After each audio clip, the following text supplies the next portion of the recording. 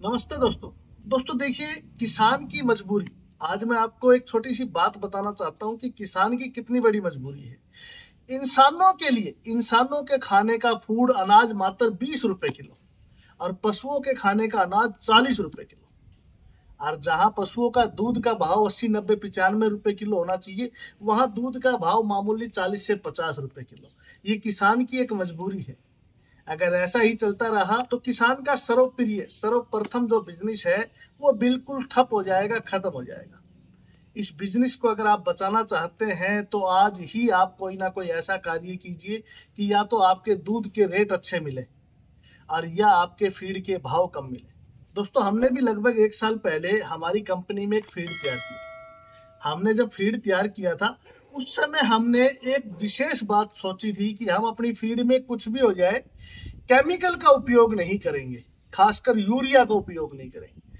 दोस्तों देखिए, मैं किसी का नाम नहीं लेना चाहता, लेकिन बहुत सी ऐसी कंपनियां हैं जिनकी फीड के अंदर केमिकल आता है, यूरिया आता है।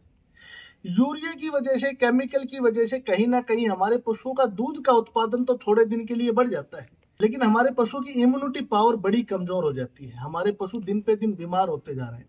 सबसे बड़ी समस्या क्या है कि आप लोग देखेंगे कि पहले के टाइम में हमारे पशु लगभग 8-8, 9-9, 10-10 महीने दूध देते थे, और अब 3-4 महीने हमारे पशु अच्छा दूध देते हैं, फिर एकदम से दूध का जो उत्पादन है वो 50% तक कम कर देते हैं, और 4-5 महीने के अंदर तो दूध से बिल्कुल ही खत्म हो जाते हैं। तो ये जो कारण है ना, ये है अच्छी क्वालिटी की फीड हम नहीं खिलाते, साथ ही हम केमिकल युक्त फीड खिलाते हैं। दोस्तों, हमने भी एक फीड तैयार की लगभग 1 साल पहले। तो हमने उस फीड में क्या डाला? हमने एक अनाज नहीं डाला। लगभग किसान भाई क्या करते हैं कि 12 महीना अपने पशुओं को एक जैसा अनाज खिलाते हैं।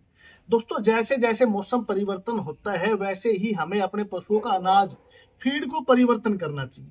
ये बहुत जरूरी नियम है। अगर हम इस नियम का फॉलो नहीं करेंगे तो हमारे पशुओं का दूध का जो उत्पादन है वो प्रभावित हो जाएगा। हमारे पशु समय पे प्रेग्नेंट नहीं होंगे और हमारे पशुओं के शरीर में हर रोज कोई ना कोई बीमारियां आए। दोस्तों, आप लोग लगभग 85% किसान, खासकर हरियाणा का, पंजाब का, राजस्थान का, यूपी का, बिनोले की खल, कॉटन सीड्स केक खिलाते हैं। कॉटन सीड्स केक खिलाने से एक बार तो पशु का दूध का उत्पादन बढ़ जाता है, लेकिन दोस्तों ज्यादा मात्रा में कोई भी अनाज अगर हम अपने पशुओं को खिलाएंगे तो हमारे पशुओं को कहीं ना कहीं दुष्प्रभाव है। कॉटन सीड्स केक से क्या होता है कि उसके अंदर तेल की मात्रा है, और जब हम अपने पशुओं को ज्यादा तेल खिलाते हैं तो हमारे पशुओं के शरीर में कहीं ना कहीं चिकनाई की मात्रा बढ़ जाती है। उसी चिकनाई की वजह से हमारे पशुओं के दूध में फैट की मात्रा बढ़ती है। लेकिन जब वो चिकनाई ज्यादा हो जाती है तो वो चिकनाई यूट्रस पे जाके जमा हो जाती है, लीवर पे जाके जमा हो जाती है, जिसकी वजह से हमारे पशु प्रेग्नेंट नहीं होने पाते। प्रेग्नेंट हो जाते हैं तो बार बार रिपीट हो जाते हैं। तो दोस्तों, मैं आपको एक छोटी सी बात समझाना चाहूंगा। अगर आप अपने पशुओं को बिनोले की खल खिला रहे हैं तो दी बेस्ट खिलाइए, बहुत अच्छी बात, लेकिन उसकी मात्रा आप सीमित रखिए। बिनोले की खल की आवश्यकता हमारे पशुओं को 15 से 20% है, लेकिन हम करते क्या है, हम 80% तक बिनोले की खल अपने पशुओं को खिलाते हैं। और दूसरा, आज के समय में बिनोले की खल इतनी तेज हो गई है, उसके बाजार में इतने रेट चढ़ गए हैं कि एक आम किसान बिनोले की खल को खरीद नहीं सकता। तो दोस्तों देखिए, सबसे अच्छी बात तो ये है, अगर आप अपने घर पे फीड तैयार कर लें तो उस फीड का कोई मुकाबला ही नहीं है। एक तो आपको वो फीड सस्ते दरों पे मिले, उस फीड की क्वालिटी के बारे में आप लोगों को पता रहेगा।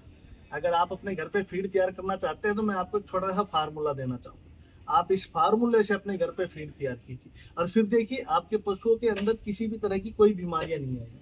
आपके पशु समय पे प्रेग्नेंट हो जाएंगे और आपके पशुओं का दूध का उत्पादन भी बढ़ेगा और आपके पशु लंबे समय तक दूध देंगे। तो दोस्तों, पशुओं की फीड में सबसे जरूरी अनाज कौन सा है? पशुओं के लिए सबसे जरूरी है चना, गेहूं, मक्का, जौ। इसके अलावा आप इसके अंदर दालें डालें। दालों के अंदर भरपूर मात्रा में प्रोटीन मिलता है। प्रोटीन से हमारे पशुओं का दूध का उत्पादन बढ़ता है। तो आप इसमें मूंग की चूरी, उड़द की चूरी, मोठ की चूरी, सोयाबीन की दाल की चूरी, जितने भी प्रकार के अनाज आपको मिले, ज्यादा से ज्यादा अनाज आप अपनी फीड में डालें। उससे क्या होगा कि हर तरह का प्रोटीन, विटामिन जो भी हमारे पशुओं को आवश्यकता है वो पूरी मात्रा में मिलेगा। और थोड़ी मात्रा में इसके अंदर बिनोले की खल भी डालें। अगर आपके पशु सरसों की खल खा ले तो सरसों की खल तो हमारे पशुओं के लिए बहुत ही अच्छी होती है। सरसों की खल से कई तरह के फायदे मिलते हैं। एक तो सरसों की खल से हमारे पशु का लीवर एक्टिव रहता है। दूसरा, हमारे पशुओं के शरीर पे चमक बढ़ती है। हमारे पशुओं का दूध का उत्पादन बढ़ता है, दूध में फैट की मात्रा बढ़ती है। तो 15 से 20% आप खल सरसों की या बिनोले की मिलाएं। इस तरह से मिला के आप अपने घर पे फीड तैयार करें। बाकी जो अनाज है वो 10-10% ले लीजिए आप, जैसे मक्का, जौ, चना, मूंग, उड़द, मसूर, तारामीरा। तारामीरा अगर आपको मिल जाए आपके क्षेत्र में तो 5% लीजिए। तारामीरा भी बहुत ही अच्छी औषधि है हमारे पशुओं की। तो इन सब चीजों को मिला के हमने भी एक फीड तैयार की। और दोस्तों आप लोगों ने हमारी फीड को इतना सराहा, इतना अच्छा रिस्पॉन्स दिया कि इसकी डुप्लीकेसी बाजार में आ गई। जिस दिन इसकी डुप्लीकेसी बाजार में आई ना दोस्तों, उस दिन मुझे बड़ी खुशी हुई थी।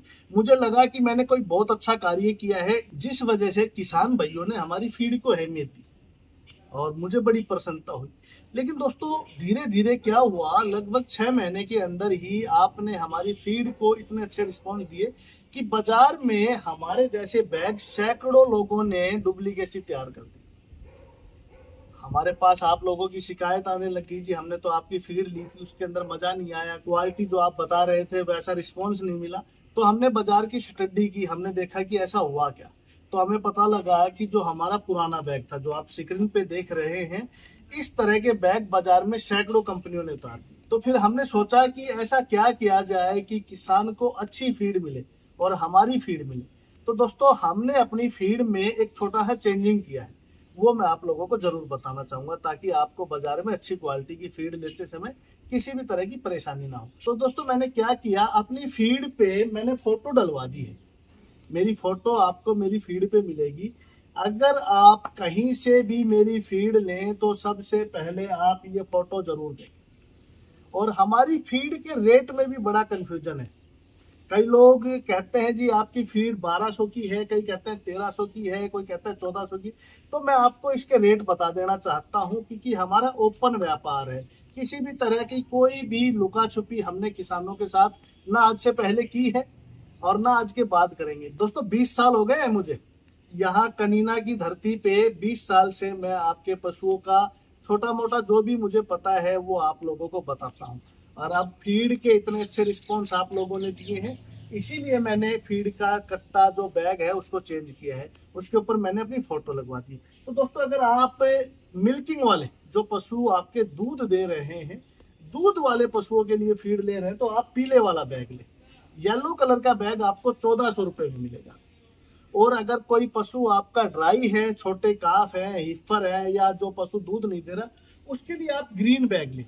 ग्रीन बैग आपको 1200 रुपये में मिलेगा। अच्छा दोस्तों मैं आपको एक बात और विशेष बता देना चाहता हूँ, मेरी फीड की क्या खासियत है। दोस्तों मैंने अपनी फीड के अंदर जो भी खाद्य पदार्थ डाले हैं ना दोस्तों, मैं उनको बहुत ही शुद्धता से डालता हूँ। दोस्तों किसी भी प्रकार का केमिकल, सिर्फ एक केमिकल को छोड़ के मेरी फीड में आपको किसी भी प्रकार का केमिकल नहीं मिलेगा।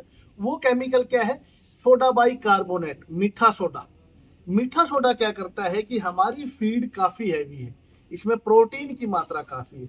तो प्रोटीन को डाइजेस्ट करने के लिए, आपके पशु के पेट में किसी भी तरह की समस्या ना हो, तो उसके लिए हम टाटा कंपनी का बेस्ट, टाटा कंपनी का फूड ग्रेड मीठा सोडा, सोडा बाई कार्बोनेट जरूर डालते हैं।